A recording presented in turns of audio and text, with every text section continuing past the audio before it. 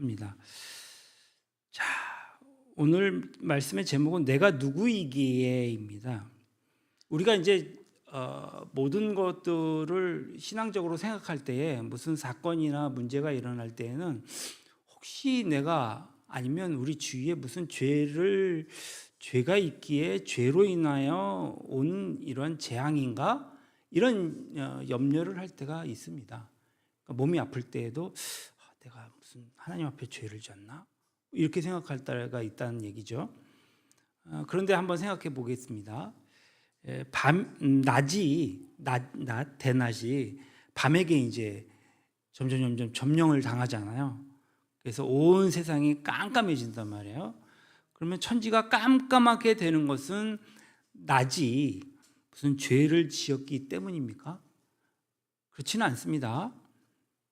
가을 바다에 태풍이 막 일어서 휘몰아치는 것은 그 바다가 하나님 앞에서 범죄한 탓이 아닙니다. 가을이 되니까는 이제 나뭇잎들이 떨어지기 시작하는데 이제 무성했던 나뭇잎들이 낙엽으로 모두 이제 떨어지기 시작합니다. 그 나무가 앙상한 가지로만 남는 것은 그 나무의 범죄로 인함이 아닙니다. 그러니까 혹한의 겨울이 찾아와서 온 자연이 생명이 꽁꽁 얼어붙는 것은 자연이 무슨 큰 죄를 져서 그래서 이렇게 아주 냉혹한 겨울이 오는 것은 아닙니다. 그것은 천지 만물을 창조하신 하나님께서 당신의 피조물인 이 세상을 보존하시는 어떻게 보면 하나님의 섭리요 법칙이요 우리의 인생도 이와 같습니다. 우리의 인생길 위에도 흑암의 터널이 있는가 하면 폭풍도 있고 모든 것이 낙엽처럼 떨어지는 그렇게 우수수 떨어지는 가을도 있고 또 아무것도 할 수 없는 혹한의 겨울도 있더란 말이죠. 그 역시 우리의 인생을 바로 세워주시고 지켜주시려는 하나님의 은총이요 섭리인 것을 믿습니다. 그러므로 우리가 인생길을 걷는 동안 원치 않는 상황이나 뜻밖의 상황을 맞을 때에 그 상황을 두려워하거나 근심하기 이전에 이 상황을 어떻게 바르게 대처해야 할까 생각하고 대처하는 것이 중요할 것입니다. 우리에게 주어진 모든 상황 자체가 하나님의 섭리라고 믿기 때문입니다. 네덜란드에 이런 신학자가 있어요. 리트 게르트라는 사람이 있는데 그 사람이 쓴 책이 유명한 책이 있어요. 믿을 수만 있다면 이라는 제목이에요. 그 사람이 바로 이 사도 바울을 예를 들어서 그리스도인들은 뜻밖의 상황을 맞을 때에 어떻게 대처해야 할 것을 일깨워 준다 이렇게 소개하고 있어요. 그러니까 바울을 보면 어려운 상황이 이렇게 맞닿았을 때에 어떻게 그 상황을 대처해 나가는 것인가를 바울이 보여준다는 거예요. 그러면서 고린도후서 12장 7절에 의하면 바울이 우리처럼 건강한 것이 아니라 육체에 가시가 있었다는 거예요. 그러니까 이제 대부분 주석가들은 바울이 지니고 있는 것으로 짐작되는 질병과 연관시켰는데 그것이 무엇입니까? 젊은 시절에 주님을 배척하던 이 사울이었던 시대, 이름이 두 개죠. 그러니까 사울이었던 때가 있었고 바울이었던 때가 있는데 사울은 가장 큰 자, 바울은 가장 작은 자인데 둘 다 동일인이에요. 이 사울이었을 때에 다메섹 도상으로 이제 주님을 믿는 사람을 잡으러 갈 때에 주님을 만나서 주님께 사로잡혔습니다. 사흘 동안 그가 본 주님으로 인하여 그 시력이 완전히 상실한 상태가 된 적이 있었습니다. 그로 인해서 그가 안질로 시달렸을 것이다 이렇게 주장하는 주석가들이 있습니다. 한편 또 어떤 분들은 그게 아니다, 바울은 편두통이나 우울증이 심해서 간질이 있었다, 그 얘기도 많이 들어보셨죠? 간질에 시달렸다고 주장하는 주석가들도 있습니다. 그런데 이것 말고도 여러 가지 있어요. 다른 견해들이 있는데 그러니까 오늘 본문의 말씀 고린도후서 12장 7절의 말씀에 보면은 육신의 가시로 번역된 이 원어를 더 정확하게 번역하고 보니까 뭐라고 나오냐면 육체를 노리는 가시다, 가시가 있다, 가시가 되었다라고 얘기를 하고 있어요. 그러니까 성경 속에 육체라는 단어는 육체뿐만이 아니라 또 다른 것을 가리키기도 하는데 그것이 뭐냐? 그것은 인간을 가리키기도 한다는 거예요. 그래서 바꿔 말하자면 사도 바울이 밝힌 육체의 가시는 사실은 질병이 아니라 바울을 괴롭히는 인간관계였다라고 주장하는 주석가들도 있습니다. 이를테면 바울이 끊임없이 바울을 모함하던 이 거짓 선지자들, 혹은 바울이 진심으로 돌보았지만 아주 적반하장격으로 바울에게 등 돌린 사람들을 가리켜서 바울은 육체의 가시다라고 불렀다라는 것이죠. 그러나 우리로서는 사도 바울이 말한 이 육체의 가시가 구체적으로 무엇을 지칭하는지 정확하게 알 수는 없습니다. 왜냐하면 정확하게 표현하지 않았기 때문이죠. 그래서 가시는 무엇입니까? 가시는 참 사람 눈에 보이지는 않지만, 그러므로 이제 가시가 보이지 않으니까 다른 사람 눈에는 아무런 문제가 없는 것처럼 보여요. 그런데 본인은 어때요?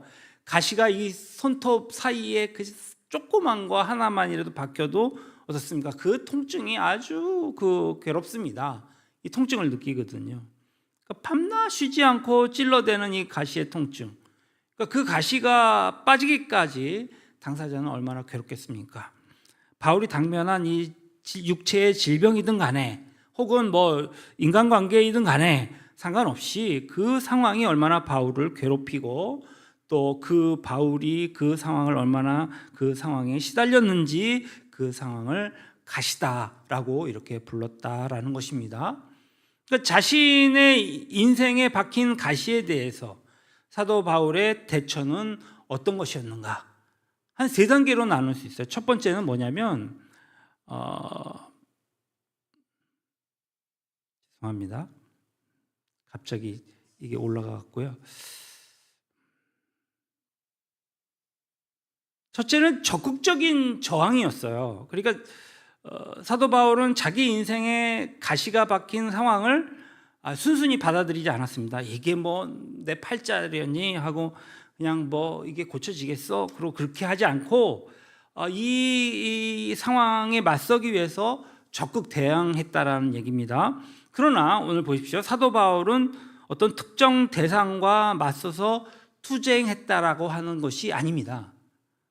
무슨 얘기냐면 사도 바울은 오히려 적극적으로 대항하였는데 그 대항이 무엇이었냐? 기도로 나타난다는 얘기죠. 바울은 자신이 원치 않는 상황을 벗어날 수 있도록, 다시 말해서 자기 인생에 박힌 가시가 제거될 수 있도록 자기가 어떤 방법과 수단을 써서 그것을 회피하려고 하지 않고 하나님께 간구했더라. 똑같은 기도 내용을 놓고도 어떻게 기도했다는 얘기입니까? 3번이나 하나님께 간구했다는 거예요.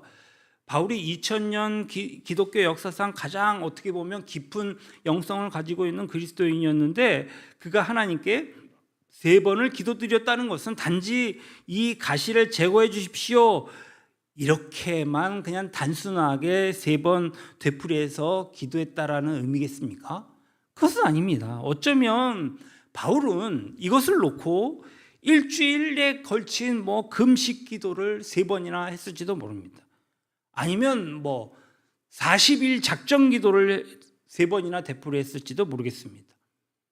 그러니까 우리가 정확하게 아는 것은 이 위대한 이 사도 바울이 자신의 인생에 박힌 가시가 제거되기 위하여 하나님께 반복해서 간구했다는 것이죠.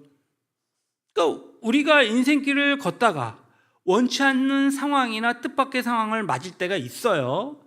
뭐 어려운 상황이나 위험에 누가 그것을 원하겠습니까? 이렇게 맞았을 때에 우리는 그 상황으로부터 벗어날 수 있기를 하나님께 기도할 수 있어야 합니다. 한 번 기도하는 것으로 그치는 것이 아니라 반복해서 간구할 수 있는 것입니다. 기도는 하나님과 우리를 긴밀히 연결해주는 유일한 끈이기 때문입니다. 그래서 우리 인생의 크고 작은 문제는 우리를 향한 하나님의 은총일 수 있어요. 그래서 기도하는 거예요. 인간의 문제가 없으면 어떻습니까? 기도하려 하지 않게 그만큼 하나님과 멀어질 뿐이겠죠. 그러나 원치 않는 상황을 만남으로써 인간은 자신의 능력으로는 도저히 물리칠 수 없는 그 상황에서 그 상황을 벗어나기 위해서 기도하게 되고 기도하는 만큼 하나님과 더 긴밀하게 되는 줄로 믿습니다. 하나님과의 그 긴밀한 관계, 이 긴밀함이 아주 중요합니다.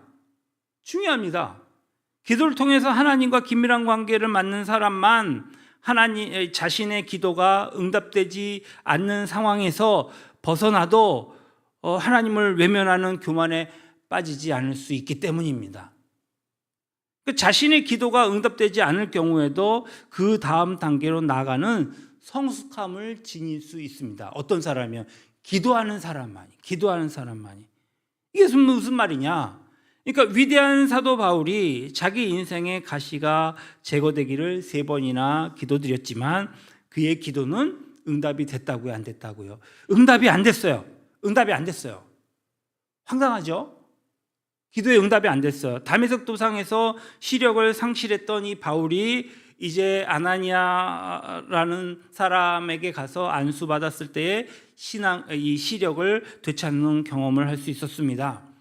또 어디 그뿐입니까? 사도 바울이 자신이 선천적 하반신 불구자를 일으키고 죽은 사람을 살리고 또 귀신까지 내어쫓는 능력의 소유자였습니다.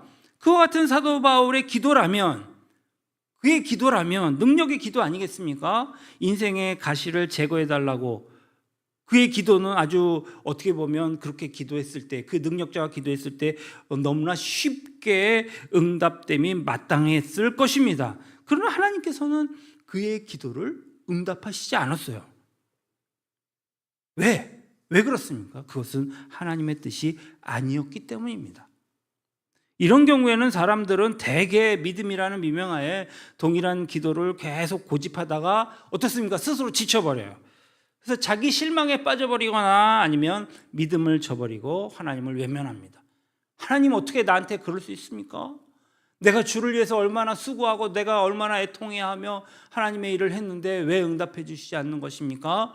나는 더 이상 당신을 믿지 못하겠습니다. 그리고 외면해버리기가 쉽단 말이에요. 아니면 교회에 나오긴 하지만 뭐 들어주시지도 않는 기도하고 이제 더 이상 깊은 기도를 하지 않으려고 하는 것이죠. 그러나 오늘 사도 바울은 그와는 전혀 다른 2번째 단계로 나아가는 것을 보게 됩니다. 그것은 무엇입니까? 그것은 경청하는 마음이었습니다. 뭐라고요? 경청하는 마음.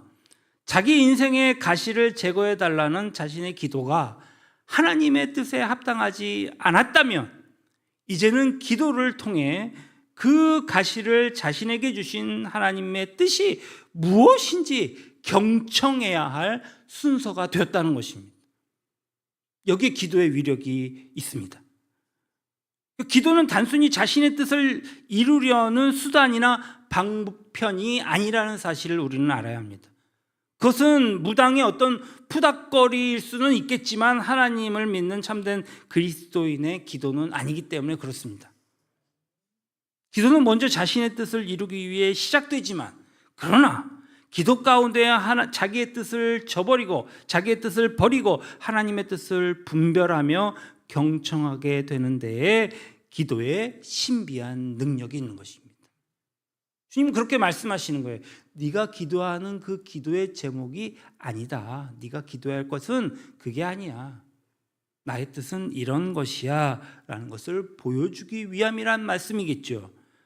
바울은 자기 자신의 가시가 제거되기를 간구했지만 하나님께서는 그 가시를 제거해 주시지 않고 도리어 그 가시를 통해 바울의 삶 속으로 들어오셨습니다. 그리고 하나님께서 당신이 바울에게 그 가시를 주신 것은 하나님으로부터 누구보다도 많은 계시와 은혜를 받은 바울이 자만심에 빠져서 실족하지 않도록 배려해 주시기 위함임을 말씀하셨고, 바울은 그 말씀을 믿음으로 경청한 것입니다.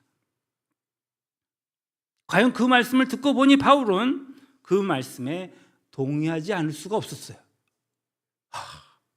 맞아, 이런 거구나. 이미 말씀드린 것처럼 바울은 선천적 하반신 그 불구자를 일으키고 죽은 사람을 살리고 귀신을 쫓는 능력의 소유자였습니다. 그가 가는 곳곳마다 사람들은 인생관이 바뀌어지고 교회가 세워지고 정말 어마어마한 일들이 바울을 통하여서 일어났습니다. 오늘날 바울을 통하여서 세상의 복음이 전파된 것을 그 누구도 부인하지 못할 것입니다. 그런데 그 바울에게 만약 인생의 가시가 없었던들, 그는 언젠가부터 더 이상 하나님이 필요하지 않았을 것입니다. 그 정도의 능력을 지니고 살다 보면 필경은 스스로 나는 내가 혹시 하나님이 아닌가라고 착각하는 자기 교만에 빠지고 말았을 것이기 때문입니다. 생각하면 할수록 바울의 인생에 박힌 가시는 하나님께서 바울을 지켜주기 위해 베풀어 주신 크나큰 은총이었단 말입니다. 바울이 맞닥뜨린 상황에선 아무런 변화도 없었습니다. 이게 중요한 거예요. 그러니까 우리가 대부분 실망하는 부분은 뭐냐면 내 능력치를 다하여서 기도했음에도 불구하고 뭔가 그냥 획가닥 세상이 변화되었으면 좋겠는데 그렇게 변화되지 않았을 때 실망을 주로 하거든요. 바울의 상황은 하나도 바뀌어진 것이 없습니다. 그의 인생에 박힌 가시는 여전히 그대로였단 말입니다. 그러나 그 가시를 보는 바울이 변화된 것입니다. 그 가시를 어떻게 받느냐, 또 어떻게 바꾸어 보느냐, 이게 달라졌다는 거예요. 하나님의 말씀을 경청하는 믿음 덕분 아니겠습니까? 믿음은 그래서 위대합니다. 기독교에서 말하는 믿음은 바로 이것입니다. 하나님의 말씀을 경청하는 믿음 덕분이었습니다. 그 믿음의 연장선상에서 마침내 바울은 세 번째 단계로 진입했습니다. 그것은 무엇이었을까요? 그것은 바로 묵묵한 순종이었습니다. 바울은 다음과 같이 고백합니다. 고린도전서 9장입니다. 고린도전서 12장 9절 말씀부터 10절 말씀까지입니다. 그러므로 도리어 크게 기뻐함으로 나의 여러 약한 것들에 대하여 자랑하리니 이는 그리스도의 능력이 내게 머물게 하려 함이라. 뭐라고요? 여러 가지 약한 것들에 대해서 자랑한대요. 왜냐하면 그리스도의 능력이 내 안에 머물렀기 때문에. 그러므로 내가 그리스도를 위하여 약한 것들과 능욕과 궁핍과 박해와 공고를 기뻐하노니 이는 내가 약한 그때의 강함이라. 누가요? 내가 약하지만 여러 가지 문제로 인하여 그러나 내 안에 예수가 강하다는 거예요. 바로 오직 주님을 쫓기 위해 세상에서 당해야 하는 그 능욕과 궁핍과 박해와 공고를 조금도 두려워하지 않았던 것입니다. 그것은 바울의 인생에서 바울을 괴롭히던 가시가 제거되었기 때문이 아니었습니다. 오히려 인생의 가시가 그대로 있었기에 바울은 그런 삶이 가능할 수 있었습니다. 그러니까 인생을 이렇게 살다 보니까 내 뜻대로 되는 것도 있겠지만 내 뜻대로 안 되는 것도 많더라고요. 나의 육체의 건강 또한 마찬가지이고요. 삶의 그 생활 패턴이나 습관도 역시 마찬가지인 것입니다. 이것은 모두 인생의 가시가 같은 것으로 결국에는 나이 들어서 작용하는 것 같아요. 인생의 가지로 인해서 자기가 연약함을 느끼면 참 괴롭습니다. 우울증에 걸리기 쉽습니다.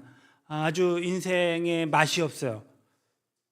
그러나 결코 잊을 수 없었던 이 바울, 자신의 연약함으로 인해서 일평생 하나님의 도우심을 겸손하게 구할 수밖에 없었고 그 결과 바울은 자신의 연약함 때문에 역설적이게도 일생토록 하나님의 강하심으로 살 수 있었음을 믿습니다. 그처럼 하나님의 섭리에 대한 완전한 순종의 삶을 사는 자신을 비난하는 사람들을 향하여 바울은 이렇게 말합니다.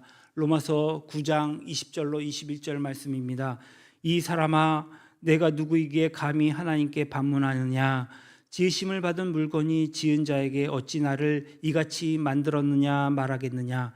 토기장이가 진흙 한 덩이로 하나는 귀 있을 그릇을 하나는 천 있을 그릇을 만들 권한이 없느냐? 바울은 하나님 앞에서 자기 자신은 토기장이 앞에 진흙에 불과하지 않다라는 것을 잊지 않았습니다. 다시 말해서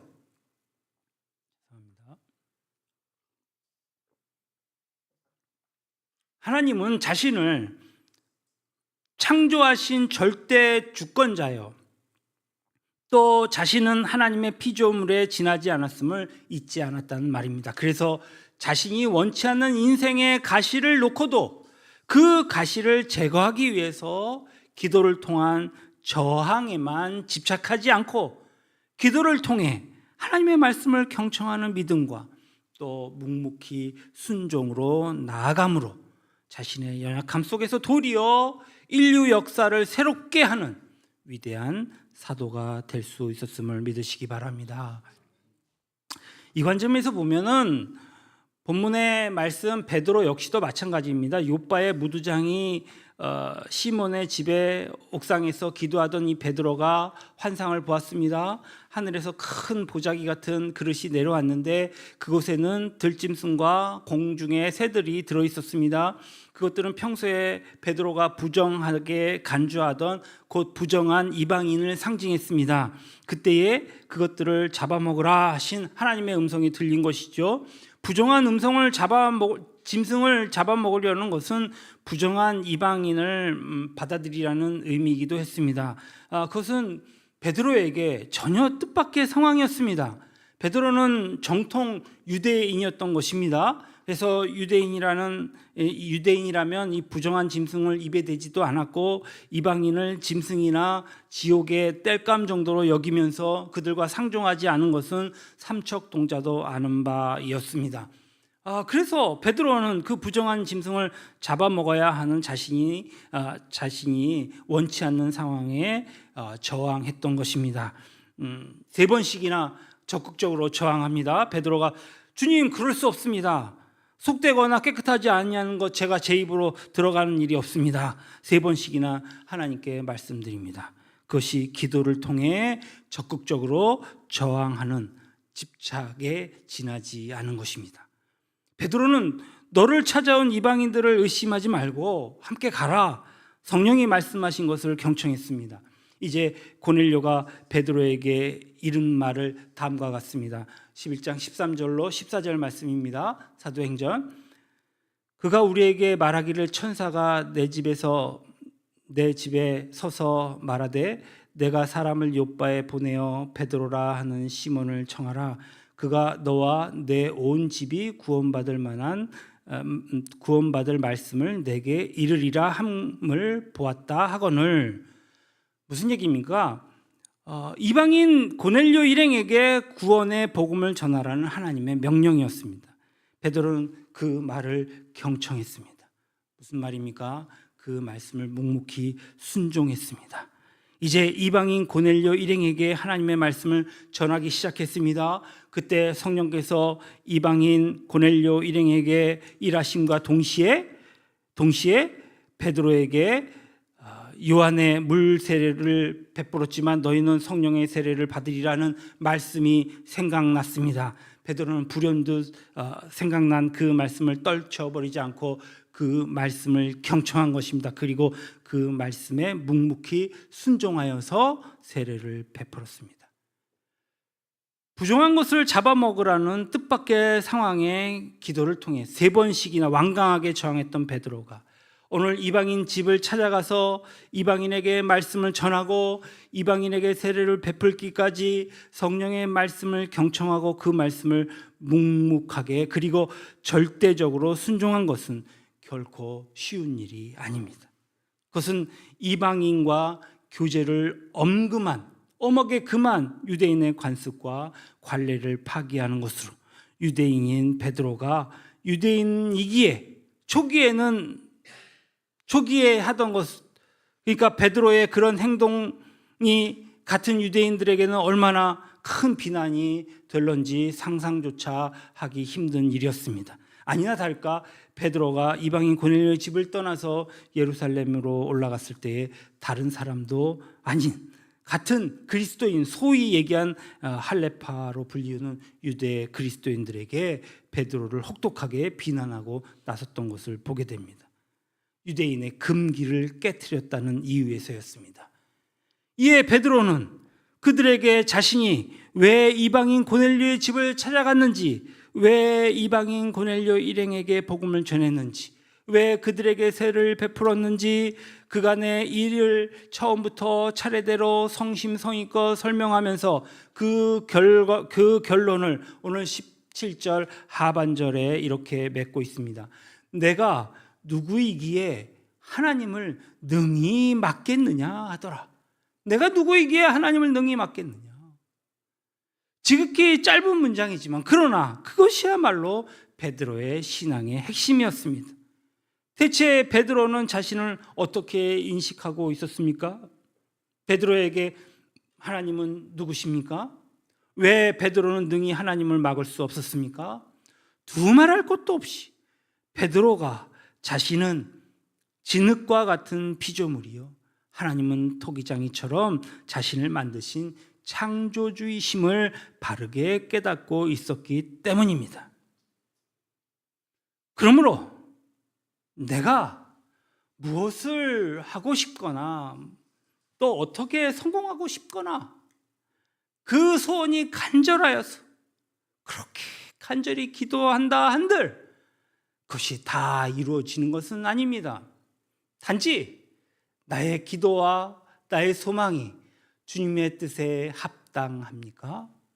하나님이 원하시는 뜻입니까? 그렇다면 그것은 당연히 이루어질 것입니다.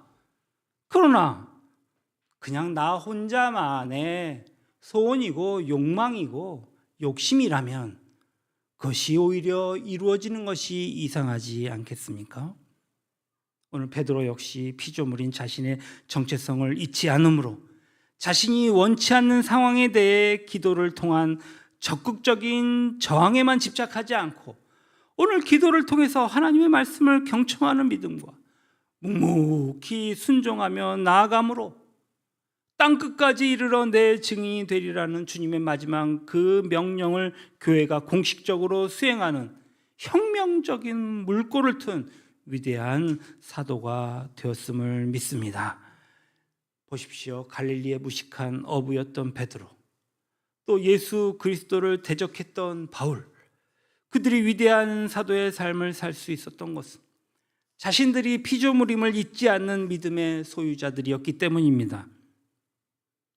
세계를 부둥켜 안고라고 아는 기도라고 하는 책을 쓴 틸리케는 나는 인간의 우상이 되기보다 예수님의 눈이 주시하는 한 마리의 벌레가 되고 싶다, 이렇게 고백한 바가 있습니다. 그러니까 인간은 조금만 알려줘도 자기 허황된 명성으로 인하여서 교만에 빠져서 하나님을 외면하고 스스로 하나님이 되고 맙니다. 그러나 벌레는 어떤 경우에도 자기 허명이나 자기 교만에 빠지지 않지요. 벌레는 하나님에 의해 창조된 피조물의 자리를 결코 넘어서지 않기 때문입니다. 틸리케는 하나님이 보이시지 않는 일평생 벌레처럼 겸손한 피조물로 살겠다고 고백한 것입니다. 그때만 인생은 무의미하게 낭비하지 않고 그리고 하나님의 뜻을 바르게 분별하고 실천하는 그러한 삶을 살 수 있음을 믿습니다. 그러면 나는 대체 누구입니까? 나는 가정에서 누구입니까? 나는 일터에서 누구입니까? 이 세상 속에서 나는 도대체 누구인 것입니까? 사랑하는 성도 여러분, 우리는 언제 어디서나 하나님의 피조물이요, 그렇기에 우리를 창조하신 하나님의 법칙대로 살아야 할 그리스도인임을 잊지 맙시다. 우리의 피조물됨을 잊지 않는 한 우리 역시 반드시 이 시대 위에 베드로와 바울처럼 살게 될 것입니다. 우리는 미약하지만 우리를 창조하신 하나님께 우리를 통해 당신의 뜻을 이루어 가실 것임을 믿고 그렇게 기도하는 저와 여러분 되시기를 주님의 이름으로 축원합니다. 사람아, 내가 누구이기에 감히 하나님께 반문하느냐? 지음받은 물건이 지은 자에게 어찌 나를 이같이 만들었느냐 말하겠느냐? 토기장이가 한 덩이의 흙을 귀 있을 그릇 하나는 귀 천 있을 그릇을 만들 권한이 없느냐? 주님, 오늘 바울의 이 믿음이 나의 믿음 되게 해 주십시오. 내가 누구이기에 하나님을 능히 맡겠느냐? 주님, 베드로의 이 선언이 나의 선언이 되게 해 주십시오. 거룩하신 우리 구주 예수님의 이름으로 감사하며 기도드립니다. 아멘. 내게로부터